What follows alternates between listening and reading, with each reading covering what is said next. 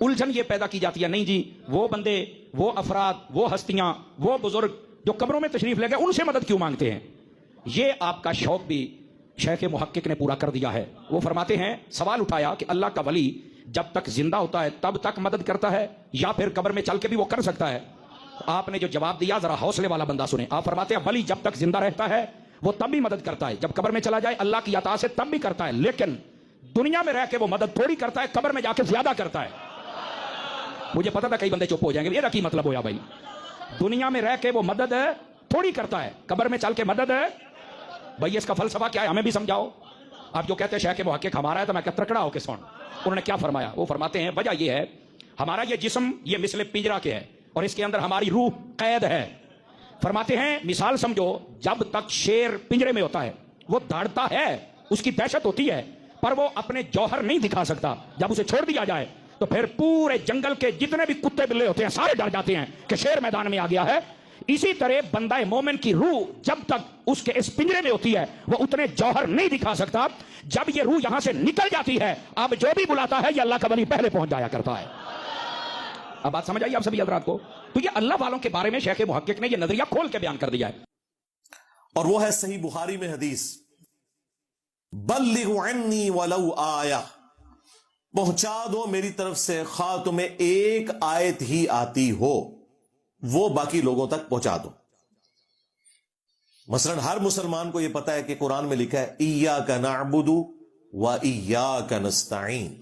اب ہر مسلمان کی ذمہ داری ہے کہ یہ آیت دوسرے مسلمانوں تک پہنچائے اور ان کا عقیدہ درست کرے کہ عبادت بھی صرف اللہ کی ہوگی اور دعا بھی صرف اللہ ہی سے ہوگی۔ یہاں نستعین سے مراد ہے دعا میں جو مدد مانگی جاتی ہے، یہاں وہ والی مدد مراد نہیں ہے جو آپ کو یہ شرک پھیلانے والے فرقوں کے مبلغین کہتے ہیں جی امی سے روٹی نہ مانگے۔ پھر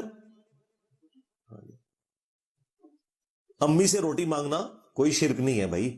ہاں مری ہوئی امی ہے نا، اس کو پکار رہے ہو نا اگر، تو وہ شرک ہو جائے گا روٹی کے لیے۔ ویسے آپ نے محبت کے اظہار کے لیے امی کو کہنا ہے ہائے میری مائے، تو بے شک کہتے رہے، وہ کوئی مسئلہ نہیں، اس کے اوپر گرفت نہیں ہے۔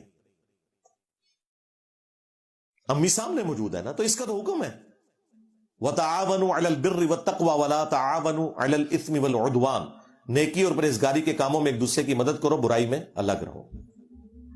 آپ میرے سامنے بیٹھے ہوئے ہیں، میں آپ کو کہتا ہوں مجھے پانی پلا دو، بالکل درست ہے، لیکن آپ بغداد شریف میں وہاں بھی قبر کے اندر ہیں اور میں کہوں گے جی غوث پاک 2 بوتلاں نیسلے دیے بھیج دو، نہیں بھیج سکتے۔ ہاں عثمان بھائی کو میں فون کروں کہ جی 2 نیسلے کی بوتلیں بھجوا دیں، تو کسی کے ہاتھ بھجوا دیں کہ زندہ ہے، یہ بھی قبر میں چلے گئے تو ظاہر ہے یہ نہیں بھجوا سکیں گے۔ تو یہ ظاہری اسباب ہے، آپ اختیار کر سکتے ہیں، اس کا قرآن میں حکم ہے نیکی اور پرہیزگاری کے کاموں میں ایک دوسرے کی مدد کرو، برائی میں الگ رہو۔ لیکن جو دعا ہے وہ اللہ کے ساتھ خاص ہے، ایاک نستعین، صرف تجھی سے دعا مانگیں گے۔ اور یہ اتنا سینسٹیو ایشو ہے کہ ہر مسلمان کی گھٹی میں یہ چیز موجود ہے۔ تمام مسلمانوں کو پتا ہے کہ اللہ تعالیٰ نے بارش برسانے کی، رزق تقسیم کرنے کی ڈیوٹیاں فرشتوں کے سپرد کی ہوئی ہیں، لیکن کوئی کتنا ہی گیا گزرا مسلمان ہو کبھی کسی فرشتے سے رزق نہیں مانگتا۔ بارش کی دعا میکائیل علیہ السلام سے نہیں ہوتی، اللہ سے لوگ کرتے ہیں۔